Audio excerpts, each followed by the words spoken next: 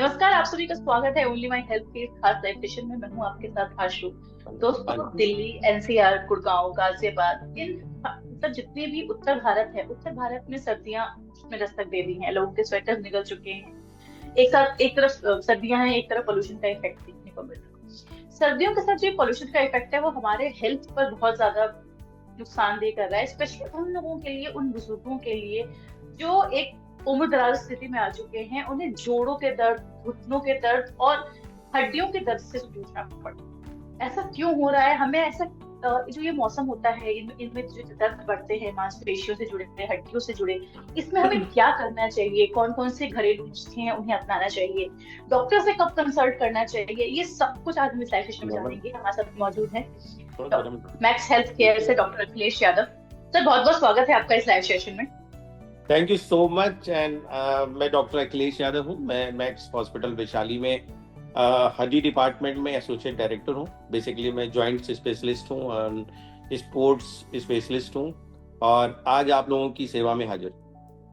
Sir, ये जो सर्दियों का मौसम शुरू हो रहा है और एक तरह पॉल्यूशन का इफेक्ट भी देख रहे हैं, जो इनकी वजह से ये जो मौसम शुरू होता है, जैसे मेरे हमारे घर में देखते हैं बुजुर्गों को हड्डियों में दर्द शुरू होने लगता है। मुझसे उठा नहीं जा रहा, मैं बैठ नहीं पा रही, प्लीज मुझे कोई एक बंदा हाथ दे के उठाओ, मैं उठ नहीं पा रही, मुझे ठंड आती है, मेरे घुटनों का दर्द पकड़ लेता है। ऐसा क्या कनेक्शन है कि घुटनों का दर्द सिर्फ सर्दियों में आता है? हाँ, बात तो सही है आपकी, और ये हर साल होता है, सदियों से चला आ रहा है, कोई नई बात नहीं है। लेकिन हाँ, इसमें जो प्रमुख कारण आप बात करेंगे तो टेम्परेचर लो होने से हमारे जो ब्लड वेसल्स होते हैं उसमें ब्लड सर्कुलेशन थोड़ा स्लो हो जाता है। और ऐसे में ये भी कहा जाता है कि ये भी देखा गया है कि ब्लड थिक भी हो जाता है, यानी थोड़ा सा मोटा हो जाता है। और इसके साथ साथ जो धमनियां होती हैं हमारी, जो खून ले जाने वाली नलियां कह लीजिए आप, वो भी थोड़ी कंस्ट्रिक्ट हो जाती है, यानी सिकुड़ जाती है। तो ऐसे में ब्लड सर्कुलेशन देखा जाए तो हर जगह कम हो जाएगा, आपके मसल्स में कम हो जाएगा, आपकी बोन्स में कम हो जाएगा, इवन हार्ट में भी ब्लड सर्कुलेशन कम होता है। तो आप देखे भी होंगे, काफी सुने भी होंगे कि अक्सर सर्दियों में हार्ट अटैक की संभावना ज्यादा होती है। तो उसके पीछे रीजन यही है कि ब्लड का थिक हो जाना एंड मसल्स में ब्लड सर्कुलेशन कम होना, धमनियों का सिकुड़ जाना। तो ये कारण है जो कि सर्दी के मतलब लो टेम्परेचर की वजह से है। इसके अलावा इस समय कुछ लिटरेचर ये भी कहते हैं कि बैरोमेट्रिक चेंजेस होते हैं। इस समय जो प्रेशर होता है, एटमॉस्फेरिक वायुमंडल का प्रेशर होता है, उसमें भी जो चेंजेस होते हैं उसकी वजह से मसल्स, टेंडन्स, लिगामेंट्स ये थोड़ा एक्सपेंड करते हैं। तो जब एक्सपेंड होता है ना, तो आप ये समझ लीजिए कि उनके लिए जो मूव करने के स्पेसेस वो तो लिमिटेड है, जो मतलब बनाया भगवान ने। अब वो एक्सपेंड कर गए तो मूवमेंट की जो रेंज है वो कम हो जाती है। इसीलिए तो जॉइंट में स्टिफनेस होना, पेन होना, ये सब एक आम बात है सर्दियों के सीजन में। और इसके पीछे कारण भी मैंने बता ही दिए कि ब्लड सर्कुलेशन स्लो होना, थिक हो जाना वगैरह वगैरह, और बैरोमेट्रिक चेंजेस होना। मसल्स पेन भी कॉमन है। उसके पीछे रीजन यही है कि जब मसल्स में ब्लड सर्कुलेशन कम होएगा तो एक प्रोसेस होती है जिसके कहते हैं एनाएरोबिक ऑक्सीडेशन। तो उसमें जो लैक्टिक एसिड फॉर्मेशन होता है उसकी वजह से भी मसल्स क्रैम्प्स, अक्सर आप सुने होंगे कि मसल्स नस के ऊपर न चढ़ जाना, मांसपेशी चढ़ जाना। तो ये मसल्स क्रैम्प्स भी बहुत कॉमन है, खासकर जाड़ों के सीजन में। हम विंटर्स आते हैं या हम किसी भी सीजन की बात कर रहे हैं, विंटर्स के लिए हर एक सीजन में इंडिया में जब से पेन किलर्स का ट्रेंड, मतलब पेन किलर का ट्रेंड है देखा जाए तो, सिर में दर्द हुआ तो पेन किलर खा लो, जॉइंट्स में पेन हो रहा है तो पेन किलर खा लो। और मतलब पेन किलर ऐसे नहीं है कि हमने एक डॉक्टर से रिकमेंडेड डॉक्टर से लिखवाया हुआ है, हम over the counter pain killers लेते हैं और खा लेते हैं। और ठंड में तो मुझे लगता है 75 to 80% इंडियन घरों में ऐसा होता है कि पेन किलर के डब्बे ला के रखे होते हैं लोगों के। जॉइंट्स में पेन होगा तो ये खा लेंगे, फिर सिर में दर्द होगा ये खा लेंगे। वो लिख के भी रखे रहते हैं कि ये सिर दर्द की दर्द की दवा, ये मसल पेन की दवा है, ये ओवर द काउंटर जो हम जोड़ों के दर्द के लिए, मांसपेशियों के दर्द के लिए और बॉडी पेन के लिए जो हम over the counter pain killers ले रहे हैं, ये कितना हार्मफुल है? ये क्या इन चीजों, क्या जो हम over the counter pain killers खा रहे हैं, क्या इनको खाने से भी जो ये दर्द है उससे इफेक्ट पड़ता है किसी तरीके का? मैडम, आपने बहुत ही वाजिब क्वेश्चन पूछा है। इट्स वेरी इम्पोर्टेंट थिंग कि लोगों को अवेयर होना चाहिए कि पेन किलर्स ठीक है, उनके अपने रोल हैं, इसीलिए बने हैं वो। लेकिन अगर हम बिना सलाह के और अपने आप इस्तेमाल करते हैं तो इसके साइड इफेक्ट भी हैं। और तो और मैं अपना खुद का एग्जाम्पल दे रहा हूँ, I am a doctor now, but आज से करीब 30 साल पहले जब मुझे सिर में दर्द होता था तो एनासिन लो, Anacin, you know there was a ad in the TV कि हाँ सिर में दर्द, एनासिन ले लो। अब वो एनासिन को लेने का तरीका क्या है, मतलब उसको कैसे लेना चाहिए। बहुत सारे लोग क्या करते हैं, चाय के साथ दर्द की गोली खा रहे हैं तो भाई सोचते हैं कि बड़ा अच्छा इफेक्ट आएगा। मैं आपको प्रैक्टिकलिटी एकदम धरातल की बात बता रहा हूँ। ये इंडिया की, ये एक्चुअली इंडिया की प्रॉब्लम है। हाँ, तो अब मैं खुद बताऊं, जब उस समय मैं खुद ले लेता था, आई मीन गए और उसमें 25 पैसे की दवा होती थी, गए और पंसारी की दुकान तक में मिलती थी मैम वो। सो कोई भी जाके ले सकता था और खा सकता था। But over the time I realised कि जब मैं डॉक्टर हुआ, आई मीन एमबीबीएस में एंट्रेंस हुआ मेरा, तो आई रियलाइज कि हाँ it is going to be harm.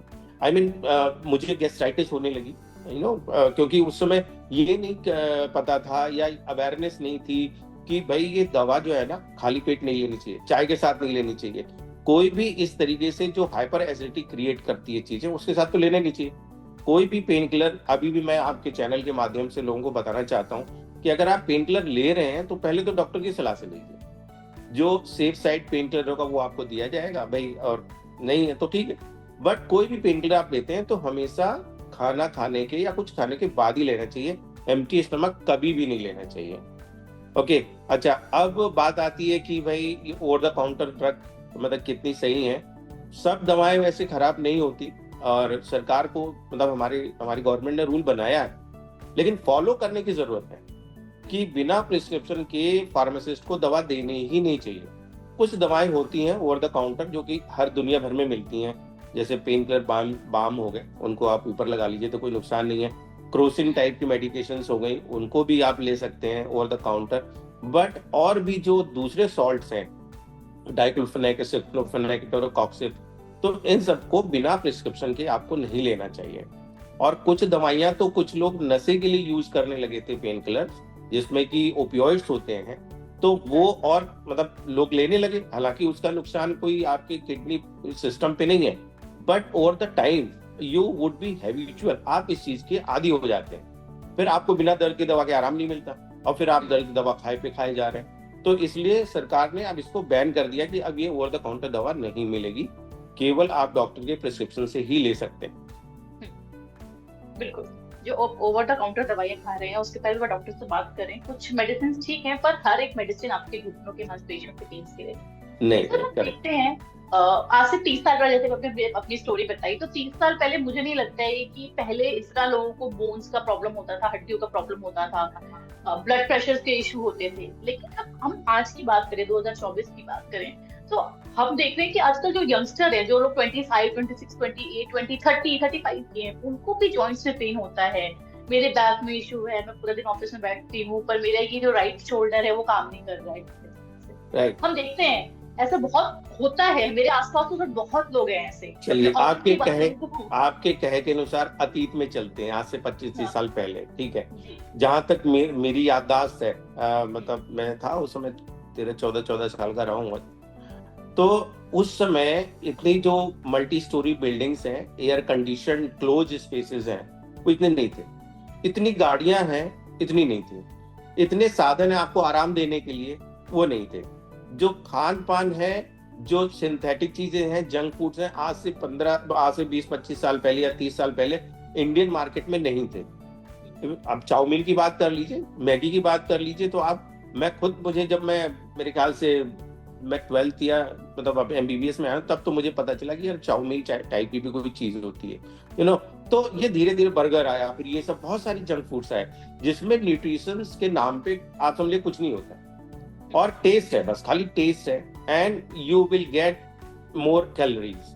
तो आप कैलोरीज उल्टी सीधे ले रहे हैं, न्यूट्रिशन कुछ नहीं ले रहे हैं। एक तो ये बात हो गई। दूसरी, जो क्लोज स्पेसेस में काम करने का कल्चर हुआ है, अब आपको कोई एक्टिविटी नहीं है, आपकी फिजिकल एक्टिविटी नहीं है, आप बैठे हुए, विटामिन डी नहीं मिल रहा है आपको, धूप नहीं मिले, आप घर से सुबह निकल रहे हैं, गाड़ी में बैठ रहे हैं, ऑफिस पहुंच जा रहे हैं, ऑफिस से फिर गाड़ी में बैठ रहे हैं, तब तक शाम हो गई, धूप चली गई। तो ये चीजें हैं। और खाने पीने की जहां तक बात कर रहा था, आजकल मैं बहुत सारे, आपने भी वीडियो देखे होंगे कि लोग केमिकल लगा के, केमिकल फेंक के खेतों में सब्जियां उगा रहे हैं। तो आप क्या खा रहे हो? मतलब यू आर नॉट हेल्दी, आप कुछ हेल्दी ले ही नहीं रहे हो। तो ये 25-30 साल पहले ये चीजें नहीं थी, इतना केमिकल यूज नहीं होता था, इतने इंजेक्शन नहीं लगते थे। इंजेक्शन लगा के लौकी बड़ी हो जाती है, तोरई बड़ी हो जाती है मैम, यू नो दैट। तो ये है हमारे जो 25-30 साल पहले जो हमारा खान पान था, हमारी एक्टिविटी थी, हमारी जो न्यूट्रिशन वैल्यू थी, वो अब नहीं है। That's why the youngsters are getting involve. आप तो 25 साल की बात कर रही हैं, but in my opinion I usually use to see the patient of age 14 years 13 years, और मतलब वो बेचारे चल नहीं पाते हैं because of pain in the joints, and that is because of deficiency of the vitamins and calcium. बिल्कुल, vitamin deficiency देखते हैं आजकल, जो हम लोग का वर्क कल्चर है, लाइफस्टाइल है, फूड एडिक्शन है हम लोगों का। हम लोग शाम को, पहले हमारे घरों में चने उबाल के दिए जाते थे बच्चों को, आज शाम को मोमोज और चाउमीन की प्लेट। बिल्कुल बिल्कुल, आप सही कह रहे हैं। तो इन चीजों का इफेक्ट भी पड़ता है। सर, जब हम बात पेन्स की करते हैं तो अक्सर देखा जाता है, जो मतलब मेरी एक पर्सनल स्टोरी है कि मेरी दादी जो है वो कभी भी गर्म पानी से नहीं नहाती थी। ही always bath from cold water, कि ठंडे पानी से नहाओ कोई प्रॉब्लम नहीं, बट उन लोगों को फिर भी जॉइंट्स पेन होता था। कहते थे गर्म पानी से नहाने से ज्यादा जॉइंट पेन होता है। क्या इसके पीछे कोई कनेक्शन है? क्योंकि मुझे लगता है सिर्फ मेरी दादी नहीं, बहुत सारे इंडियन वुमेन आज के टाइम में जैसे कि किसी को मतलब समस्या हो जाती है, मान लो दादी नानी हमारी जो भी थी, उनको कोई प्रॉब्लम थी नहीं, तो ठंडे पानी से नहाने में कोई नुकसान नहीं था। इनफैक्ट, और वो ठंडा पानी टंकी का पानी नहीं होता था मैम। हाँ। वो टंकी का पानी नहीं होता कि रात भर एकदम फ्रोजन कोल्ड हो गया है फिर आप सुबह नहा रहे हैं। वो आपके कुएं का पानी या हैंडपंप का पानी होता था, और उसका टेम्परेचर आप देखेंगे तो जो बाहर एटमॉस्फेरिक टेम्परेचर होता था उससे ज्यादा ही होता था। तो आपको उतनी ठंड नहीं लगती थी कि भाई आप ठंडे पानी से नहा रहे हो, नहाने के बाद फ्रेशनेस आती थी। आज के दिन में अगर वो टंकी के पानी से आपने नहा लिया तो फ्रेशनेस तो नहीं, आप बीमार जरूर पड़ जाओगे। बिल्कुल राइट। तो ये रीजन था पहले और अब में, ये मतलब डिफरेंस था। राइट। अच्छा, अब बात करते हैं कि भाई जिन लोगों को मतलब गर्म पानी की हम लोग सलाह देते हैं कि भाई नहाए जाए, नहा लें वो गर्म पानी से, उसके लिए जरूर उन लोगों के लिए एडवाइस किया जाता है, खासकर हम जो मेट्रोज में है, जिन लोगों को थोड़ी बहुत पेन वगैरह रहती है, या आर्थराइटिस समस्या है, या कुछ खास आर्थराइटिस होती है जिनको हम लोग इन्फ्लेमेटरी आर्थराइटिस कहते हैं, रूमेटॉइड का भी नाम सुना ही होगा आपने। तो इन तरह की आर्थराइटिस में ठंड से बचाव बहुत जरूरी होता है। इवन हम ये सलाह देते हैं, बल्कि ये अभी मैं 5 पॉइंट बताऊंगा आपको, how to prevent the muscle and joints pain in the winter season.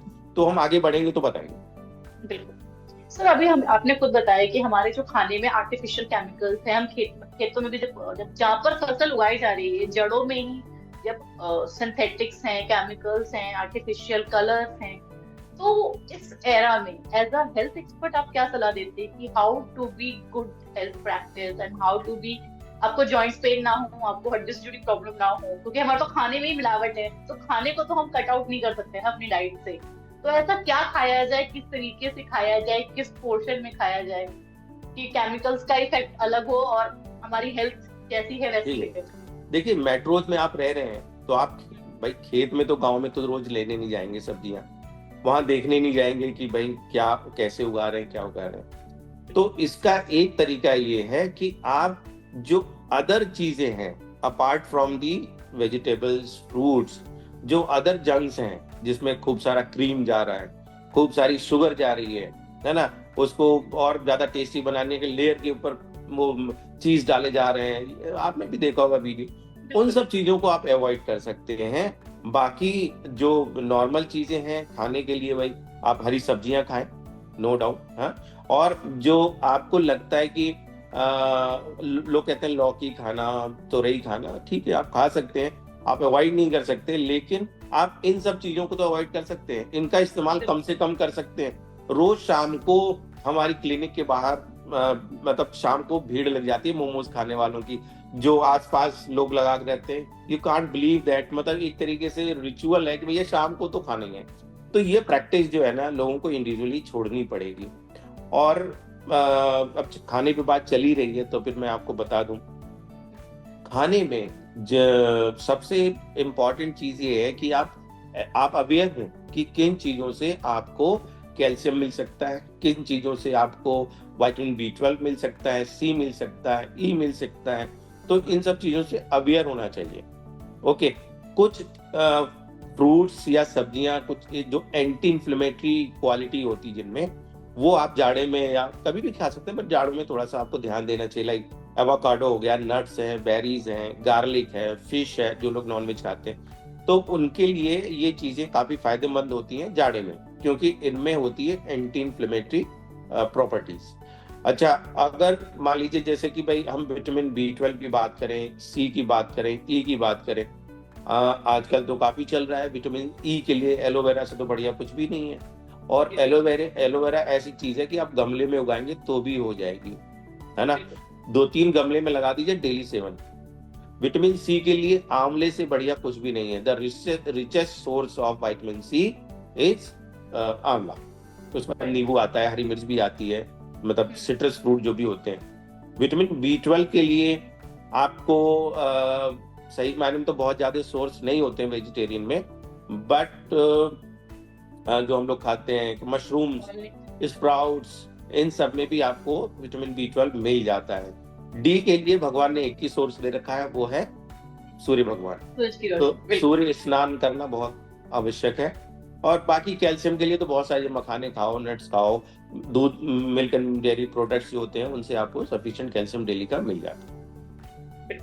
Sir, हम खाने की बात हो गई, थोड़ा सा फिजिकल वर्कआउट पे आते हैं। जैसे अभी हम लोग पहले बात कर रहे थे कि हम ये बिल्डिंग्स में काम कर रहे हैं, बड़ी बड़ी बिल्डिंग्स में, क्यूबिक्स के अंदर हम लोग जो काम कर रहे हैं, हमारे पास वर्कआउट का टाइम नहीं, तो हाउ वी विल, और मतलब हम क्या करें ऐसा कि हमारी जॉइंट्स और हड्डियां जो है वो स्ट्रांग रहें और हमें थोड़ा फिजिकल वर्कआउट जो है वो कम से कम टाइम में हो जाए। मैं बहुत बढ़िया चीज बताऊंगा इसके पे, पर्सनलाइज्ड एक्सपीरियंस जिसे कहते हैं। वो ये कि चलो आप भी बिजी हो, मैं भी बिजी हूँ, आजकल मेट्रोज में खासकर सब बिजी हैं, किसी के पास कोई टाइम नहीं है, न तो खाने का टाइम, बल्कि प्रॉपर उठने सोने का कोई टाइम नहीं। बट अगर आप घर में हो, भाई घर में चलो 8 घंटे तो दोगे यार, बाहर काम करने के बाद 8-10 घंटे तो दोगे, तो आप उसमें से आधे घंटे केवल योगा कर सकते हैं। आप yoga is the best exercise for flexibility and strength of your muscles and joints. This is personal experience and I do practice yoga. मैं योगा करता हूँ। सर 5 आसन भी बता दीजिए इसी बात पे, थोड़ा सा हम भी कोशिश करेंगे करनी। Alright. मेरे बहुत सारे यूजर्स हैं जो करते ही नहीं होंगे, से सुनते हो।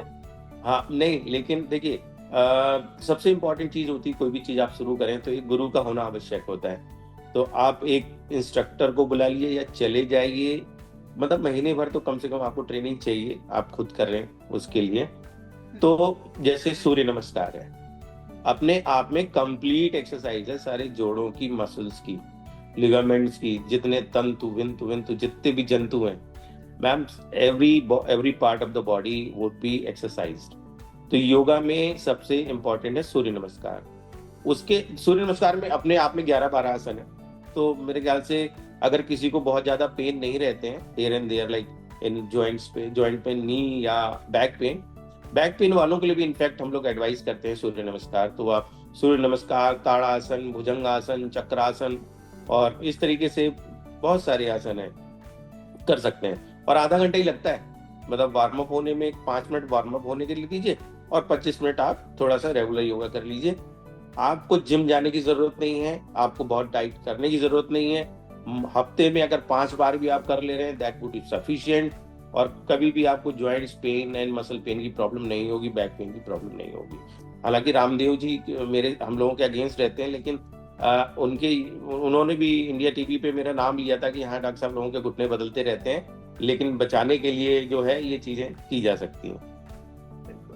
सर थोड़े से टिप्स और चाहेंगे आपसे। अभी हम सर्दियों में बात कर रहे हैं, सर्दियों में हम फ्रूट्स इनकॉर्पोरेट करेंगे, एक्सरसाइज कॉर्पोरेट करेंगे, आपने बताया योगा करेंगे, योगा भी ट्राई करेंगे। बहुत सारे लोग जो हमें देख रहे हैं, मैं उनसे रिक्वेस्ट करूंगी प्लीज बोन्स और मांसपेशी से जुड़ी प्रॉब्लम ना हो, इसके लिए प्लीज योगा करिए, रोज एटलीस्ट आधा घंटा लगाइए। आधा घंटा ही काफी इनफ है आपके लिए पूरे दिन के लिए।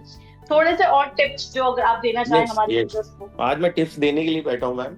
एंड चलिए, हमने खाने पीने की और जो अपनी एक्टिविटीज की बात कर ली, ओके, खाने की बात की, अभी पीने वाली बात नहीं हुई है। तो पीने में क्या क्या ध्यान रखना वही बताऊंगा मैं। एंड अब हम बात करते हैं, एक इम्पॉर्टेंट पार्ट है, to keep your body temperature consistent in particular in winter season. जाड़ों के समय में अपने बॉडी का टेम्परेचर आपको खुद मेंटेन करना चाहिए। और उसके लिए तमाम चीजें हैं, जैसे कि भाई आप इनर वियर जो होते हैं वो पहन के रखें। ठंडी हवा चल रही बहुत तेज, तो ऐसा नहीं कि आप केवल शर्ट पहन के निकल गए। जिन लोगों को थोड़ी बहुत ठंड की प्रॉब्लम होती है, जोड़ों की प्रॉब्लम होती है, मसल्स की प्रॉब्लम होती है, तो मैंने बताया है कि आप वार्म इनर वियर पहनेंगे, आप कान ढक के रखिए, ग्लव्स पहन के रखिए, शूज पहन के रखिए और जैकेट वगैरह। तो ये, और जो अभी बात हुई थी थोड़ी देर पहले कि गर्म पानी, गुनगुने पानी से नहाना, रूम टेम्परेचर आप मेंटेन करके रखिए। हालांकि सब लोगों के लिए पॉसिबल नहीं है कि रूम में हीटर लगा के रखें, एसी चला के रखें, तो ये अगर हम छोड़ दें तो ये सबसे इम्पोर्टेंट है कि अपने बॉडी को पर्टिकुलर कवर करके रखें, जिससे कि आपको ठंड का एहसास ना हो, आपको ठंड ना लगे। ये तो हो गया maintenance of a consistent body temperature. 3 चीज हो गई। अब चौथी चीज मैं बता रहा हूँ कि आप अपने शरीर को हाइड्रेटेड करके रखें। क्यों जरूरी है? आप ये कहते हैं भाई जाड़े में ज्यादा पानी की जरूरत नहीं होती, पसीने तो निकलते नहीं है, बट बॉडी से वेपोराइजेशन तो होता ही रहता है। पानी हमारे जो छिद्र हैं, रोम छिद्र हैं, उससे निकलता रहता है भाप के रूप में, ठीक है। आप टॉयलेट जाते हैं फॉर यूरिनेशन, तो इस तरीके से अनसीन्ड वाटर लॉस होता रहता है। अगर आप डिहाइड्रेटेड रहेंगे, अगर आप कम पानी पिएंगे, शरीर में पानी की कमी रहेगी, तो मसल क्रैम्प्स होने की संभावनाएं बहुत ज्यादा है। इसके साथ साथ जब आप कम पानी पिएंगे तो आपका जो लिक्विड है, जो आपके जोड़ों का लिक्विड है, जिसको हम लोग ग्रीस कहते हैं, मतलब आम भाषा में, बट हम लोग सैनुअल फ्लूइड कहते हैं, तो वो भी आपका कम होगा। जब वो कम होगा तो आपके जोड़ पे प्रेशर ज्यादा आएगा, जाहिर सी बात है, और जब प्रेशर ज्यादा आएगा तो पेन होना लाजमी है। इसलिए हाइड्रेशन का भी प्रॉपर रखना चाहिए ध्यान। और इसमें ऐसा नहीं है कि आप जूस पी रहे हैं और ये, आप नॉर्मल पानी पी सकते हैं, ग्रीन टी वगैरह ये सब आप ले सकते हैं, जो ले सकते हैं, अदरवाइज नॉर्मल पानी भी सफिशिएंट रहेगा। 5वां टिप, मैं तो यहाँ पर 1 मिनट काटना चाहूंगी। आपने हाइड्रेशन की बात कही, लेकिन विंटर्स में मैं अपने ऑफिस की बात करूँ, गली के नुक्कड़ों की बात करूँ, घरों की बात करूँ, तो ग्रीन टी तो मुझे लगता नहीं इतना लोग पीते, लेकिन मसाला चाय, अदरक वाली चाय, लौंग वाली चाय, गले में खराश है तो ये वाली चाय, जो इस तरह के जो हम मसाले यूज कर रहे हैं चाय में, ये जो कंजम्पशन है बढ़ जाता है। इसकी वजह से जॉइंट्स पेन या इन तरह के हेल्थ इश्यूज हो सकते हैं। देखिए, मैं इस बारे में सिर्फ ये कहूंगा कि कोई भी अति हर चीज की बुरी होती है। तो अब ज्यादा चाय पीने की बजाय कि भैया दिन में 5-6 चाय पी लो, हाइड्रेशन मेंटेन करने के लिए, गला भी ठीक रहेगा, एनर्जी भी बनी रहेगी, तो ये गलत है। आप चाय पी रहे हैं, 1-2 चाय काफी, लेकिन मैंने बोला ना, ज्यादा फोकस आप पानी पे करिए। जो मेन आपके 70% कंटेंट है आपके बॉडी का, उस पे जो प्योर फॉर्म है, आप उस पर फोकस करिए। मसाला टी और ये टी वी टी ठीक है, दिन में 1-2 बार चल जाता है, दैट्स फाइन, बट वो हाइड्रेशन को मेंटेन करने के लिए सही नहीं है। पानी बेस्ट है, पानी ही पीना चाहिए। और लास्ट, मतलब अगला पॉइंट जो था हमारा सर्दियों से रिलेटेड, वो ये था कि आपको वेट भी आपका मेंटेन करना चाहिए। यूजुअली क्या जाड़े में कहते हैं ना लोग कि भाई खाओ, दबा के खाओ, सब पच जाएगा और ये वो, बट उससे आपका वेट गेन होता है। जाड़े में ज्यादा वेट गेन होता है। तो आप जब वेट गेन करोगे, एक तो हो गया कि चलो वेट गेन हो गया, दूसरा जाड़े में जैकेट, पुलोवर, ये वो, तो आपको वो बॉडी पे वेट तो आ ही रहा है ना, वो हवा में तो नहीं रहेगा, तो वो एडिशनल हो गया। फिर वो जो स्ट्रेस है वेट का, वो आपके जॉइंट्स पे आएगा, मसल्स पे आएगा, तो ये भी आपके लिए नुकसानदायक है। तो एक हेल्दी वेट मेंटेन करना बहुत इंपॉर्टेंट है। आप ये कोशिश करें कि आपका वेट बढ़ना नहीं चाहिए जाड़े में, है ना। ये नहीं कि जाड़े में कोई बात नहीं, बढ़ जाएगा, गर्मी में घटा लेंगे। सो दिस इज नॉट, ये मतलब ऐसा नहीं होना चाहिए। बिल्कुल। Thank you so much sir हमसे जुड़ने के लिए, इतना सवालों के जवाब देने के लिए। एक पॉइंट में लास्ट में बोलूंगा, है ना, आप बात करिए। बिल्कुल, पहले आप बोल दीजिए, मैं बाद में आप ही से सुनने के लिए हम बैठे हैं यहाँ पे। ऑलराइट, एंड लास्ट पॉइंट मेरा ये है, सावधान रहिए।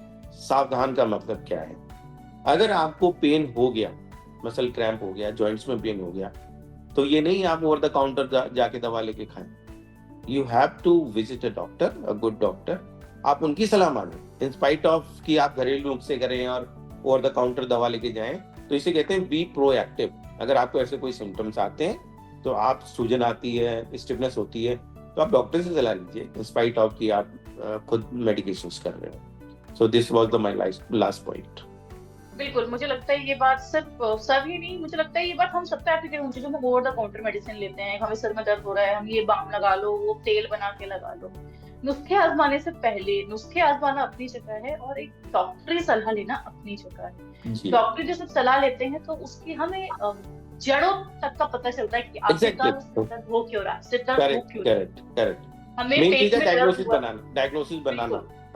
बिल्कुल, हमें उसकी जड़ का पता चलता है। जब जड़ का पता चलेगा तो पेड़ को काटने में ज्यादा आसानी होगी। सर बहुत बहुत थैंक यू हमारे साथ इस इतने अच्छे इन्फॉर्मेटिव सेशन के लिए। जिन लोगों ने आज हमारा लाइव देखा है, प्लीज इस वीडियो को ज्यादा शेयर करिए, ताकि जिन लोगों को भी हेल्थ इश्यूज होते हैं विंटर्स में, चाहे वो जोड़ों के दर्द की प्रॉब्लम हो, मांसपेशियों के दर्द की प्रॉब्लम हो, चाहे वो हेडेक्स का प्रॉब्लम हो, वो इस वीडियो को सुने, अपनी लाइफ में, अपनी डेली हैबिट्स में इन्हें इनकॉर्पोरेट करें, ताकि बीमारियों से मुक्त रह जा सके। तब तक के लिए देखते रहिए ओनली माय हेल्थ। हम मिलेंगे अगले हफ्ते एक नए वीडियो के साथ, एक नए एक्सपर्ट के साथ। नमस्कार, मैं जाते जाते एक और बोलना चाहता हूँ, एक सेंटेंस और बोलना चाहता हूँ कि जिन लोगों को एक्चुअल में प्रॉब्लम ज्यादा है, जैसे ग्रेड 4 आर्थराइटिस है या घुटने की समस्या बहुत ज्यादा है और जाड़े में तो जाने से परेशान हो जाते हैं, तो उन लोगों को अगर सलाह दी जाती जाड़े में कि आपको रिप्लेसमेंट की जरूरत है या सर्जरी की जरूरत है, तो जाड़े का सर्जरी से कोई लेना देना नहीं होता।